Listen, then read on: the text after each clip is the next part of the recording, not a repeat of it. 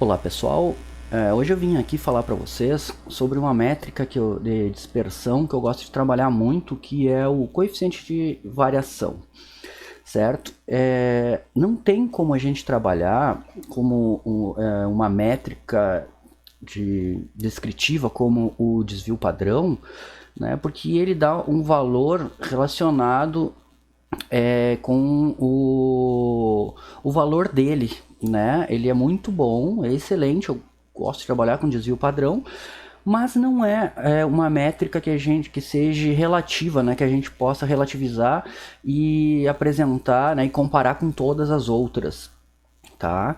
Então eu vou falar hoje um pouco sobre, né, no vídeo anterior eu já falei sobre, né, as correlações entre as moedas, né, dei um breve, mostrei, né, a planilha brevemente que eu fiz, né, e hoje também brevemente eu vou mostrar essa planilha com os coeficientes de variações de cada altcoin, tá? Antes eu queria agradecer um colega nosso que colocou no vídeo anterior um erro que eu me equivoquei, tá? Dizendo que o Monero era a que tinha menos correlação, né, com o Bitcoin, né? Na realidade, não é o Monero, tá?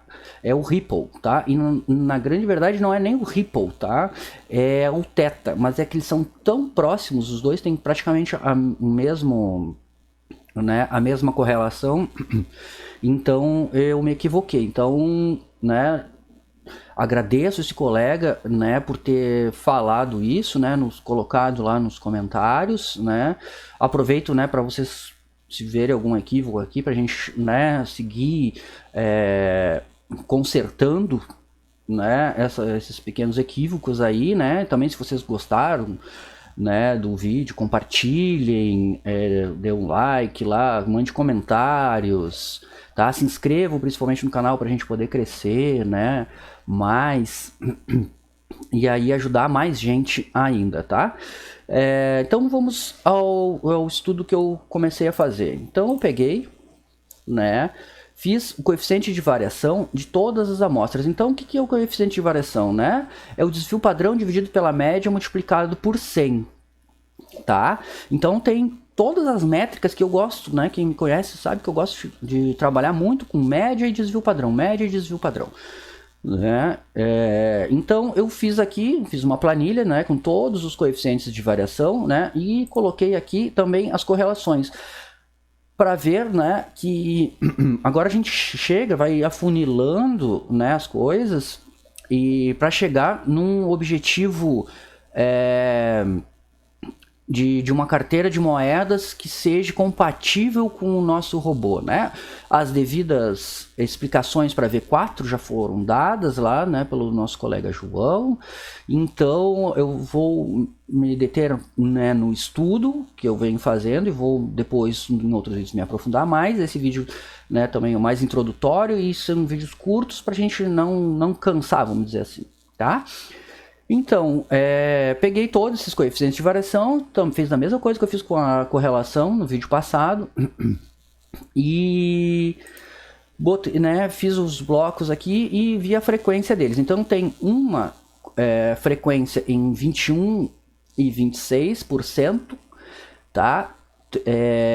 De 30 a 93 a 21 tem 16 frequências, de 40 a 30 tem 34, de 50 a 40 tem 37, de 59 a 50 tem 29, de 69 a 59 tem 15, tá? De 79 a 69 tem 12, de 88 a 79 tem 4, de 98 a 88 tem 2, de 108 a 98 tem 4, de 117 a 108 tem 2, de 127 a 117 tem 1 e mais de 127.61 tem 2 frequências. Então vocês vejam que tem muita moeda aí que varia bastante. Então vejam aqui que o coeficiente de variação do Bitcoin, né, foi 29,70, tá? É uma correlação, um coeficiente até baixo, tá? Aí fiz também algumas métricas aqui, tá? Peguei a média, né, pra gente ver e comparar, né? esses resultados. Então a média deu de coeficiente de variação 52,39, quase 40, tá? O máximo que teve foi 137 na XVS, o mínimo foi 21,26, né, que é esse valor aqui, tá? Na NPXS, um desvio padrão de 21, tá? Não, só uma métrica de dispersão que eu gosto sempre de usar. A mediana foi 47 e não, né, de pouquinho diferente, né? Quase 5 pontos percentuais de diferença da média, tá?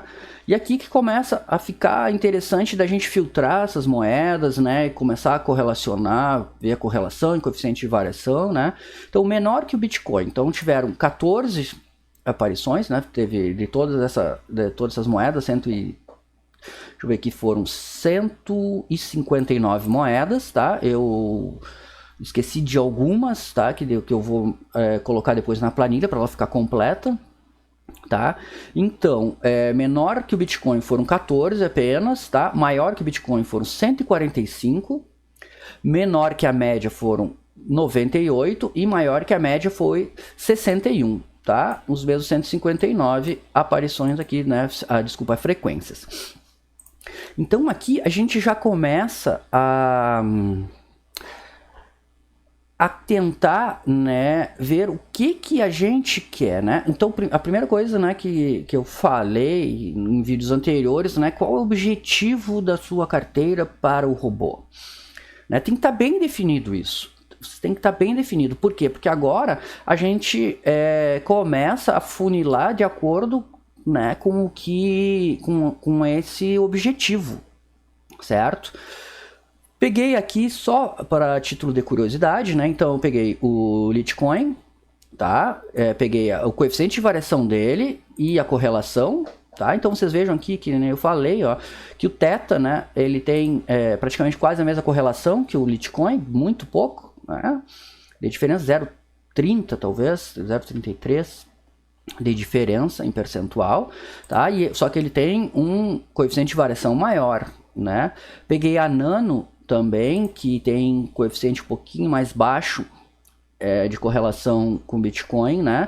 Mas tem um desvio, um coeficiente de variação maior, certo? E peguei uma outra moeda com um coeficiente de variação mais baixo, só que mudei a correlação, tá? Então vamos deixar esse número em mente, 29,70 é o do Bitcoin, tá? Então vejam que o coeficiente de variação do Litecoin e da NT, né, são parecidos, tá? Só que muda a correlação. E aí o que eu fiz? Eu quero saber, a gente precisa de respostas. Para ter essas respostas, né, ainda mais de todas essas moedas, eu particularmente gosto de ver no gráfico, tá?